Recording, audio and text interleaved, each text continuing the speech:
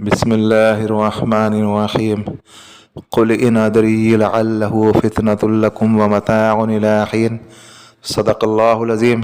अस्सलामु अलैकुम रहमतुल्लाहि व बरकातुहू। जैसा कि आज आप टाइटल पे देख रहे, जागती आँखों से जिन्नात और परी को देखना और मुवक्किल को देखना। बहुत से लोगों के ये शौक़ होते हैं कि वो अमल करे या ना करे, लेकिन इन मख्फी मखलूक़ात को अपनी आँखों से देखे। तो आज उसी के ताल्लुक़ से ये अमल है, ये वीडियो है।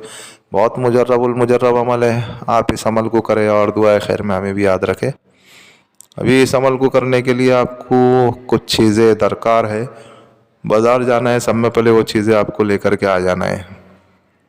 सब में पहली चीज़ है मक्खी। शहद की जो मक्खी होती है, वो शहद की मक्खी मरी हुई चाहिए। हाँ, अभी अल्हम्दुलिल्लाह ठंडी का मौसम है तो काफ़ी आपको शहद के छत्ते दिख जाएंगे। तो जो मक्खी जो मर जाती है ना, वो मक्खी जो तबई मौत हो जाती है, वो मक्खी मारना नहीं है।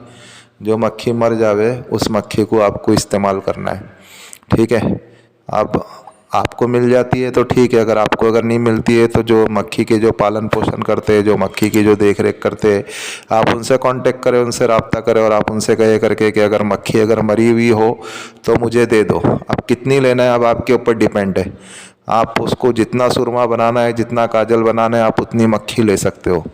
चाहे 50 ग्राम, 100 ग्राम, 200 ग्राम, 300 ग्राम, 400 ग्राम, 500 ग्राम, जितनी आपको मक्खी लेना है उतनी आप मक्खी ख़रीद लो या उठा लो या कैसा भी कर लो।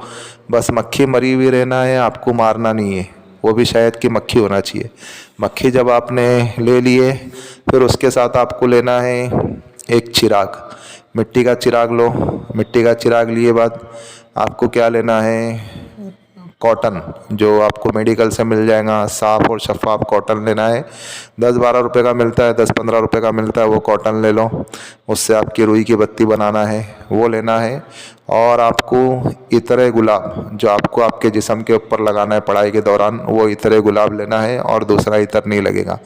और बखूर लेना है आपको, जो आपको पढ़ाई के दौरान जलाना है। बखूर लेना है आपको। कौन सा बखूर लेना है? लोबान का बखूर लेना है।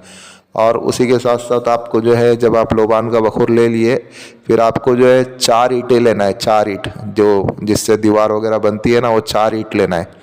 ठीक है। और एक आपको जो है एक और प्लेट चाहिए रहेंगी, जो बड़ी प्लेट होना चाहिए। वो वाइट कलर की होना चाहिए। चीनी की प्लेट नहीं होती क्या, वो वाइट कलर की प्लेट होना चाहिए, बड़ी होना चाहिए। इतनी बड़ी हो जिसमें हम खाना खाते हैं ना, उतनी बड़ी होना चाहिए। चीनी की होना चाहिए या और कोई भी हो, लेकिन वाइट कलर की हो। ठीक है। ये सब सामान आपको अमल स्टार्ट करने से पहले घर पे लेके आ जाना है। अमल आपको 9 चंदी जुमेरात को करना है और सिर्फ एक ही रात का अमल है। 9 चंदी जुमेरात को आपको रात में अमल करना है। ये सारा सामान आप जब लेके आ गए तो जिस घर में कर रहे हो, घर पाक साफ हो, कमरा पाक साफ हो, कपड़े पाक साफ हो, बावजू होकर के करें, तन्हाई में इस अमल को करना है। और फिर उसके बाद आपको क्या करना है करके, आपको जो है आपने वो जो मक्खी लेके आई है ना, मक्खी और चिराग और चमेली का तेल, चमेली का तेल भी आपको लगेगा। हाँ, मक्खी और जितना भी सामान जो मैंने आपको बताया था, आपके सामने रख दो। ठीक है। आपके सामने रख दो और आप किबला रुख होकर के बैठो। किबला रुख होकर के जब आप बैठ गए, फिर उसके बाद आपको क्या करना है, सब में पहले आप आपका हिसार करो। हिसार कर लिए। हिसार के बाद आपको जो है हिसार आपको करना है अव्वल आखिर 3-3 मरतबा दरूद इब्राहिम, 7 मरतबा आयतुल कुर्सी, चारों कुल को 3-3 मरतबा पढ़ना है। और फिर जो है अपने सीने के ऊपर दम करें और फिर जो अपने दोनों हाथों के ऊपर दम करें और फिर जो है सारे बदन के ऊपर फेर ले, जहाँ तक कि अपना हाथ जाता है वहाँ तक कि आप सारे बदन के ऊपर, सारे जिस्म के ऊपर आप हाथ को फेर लो। ठीक है। जब आपने ये फेर लिया, फिर उसके बाद जो है आप लोबान का बखूर जला दो।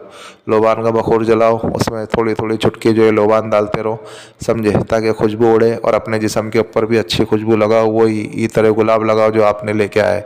जब आपने वो लगा दिया, फिर उसके बाद आपको क्या करना है करके, अव्वल आखिर आपको 41 मरतबा दरूद इब्राहिम पढ़ना है। और फिर उसके बाद जो है दरमियान में आपको पढ़ना है 127 मरतबा, यानी 127 मरतबा आपको सूरह फातिहा पढ़ना है।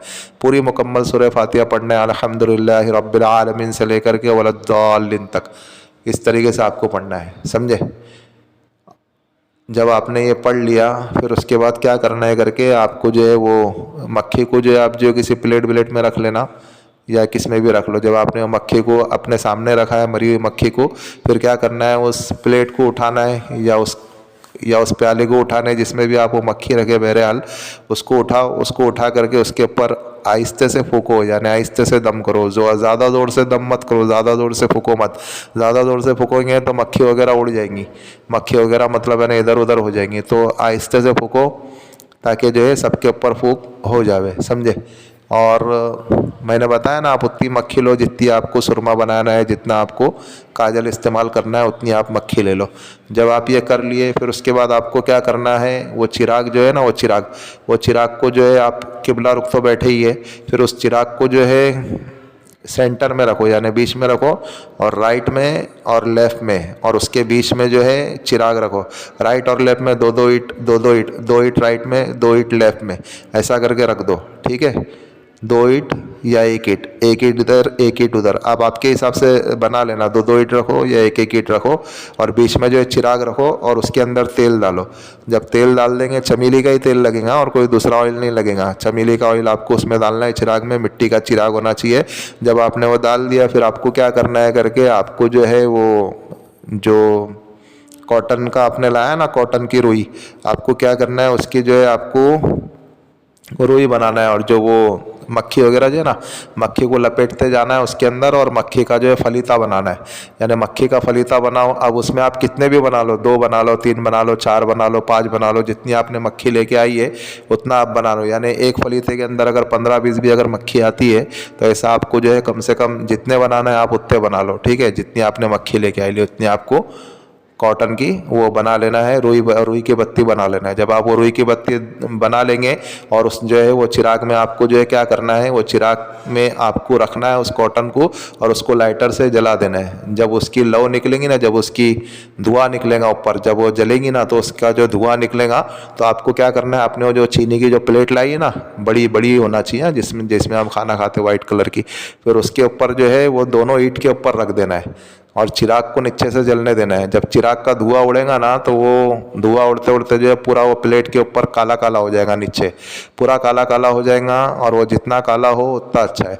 जब वो काला हो जाएगा फिर उसको जो है आप जो है आपके हाथों से खुरच करके अच्छे से जो है ले लो, ले करके जो है किसी एक पाक साफ डिब्बी में आप उसको भर के रख लो।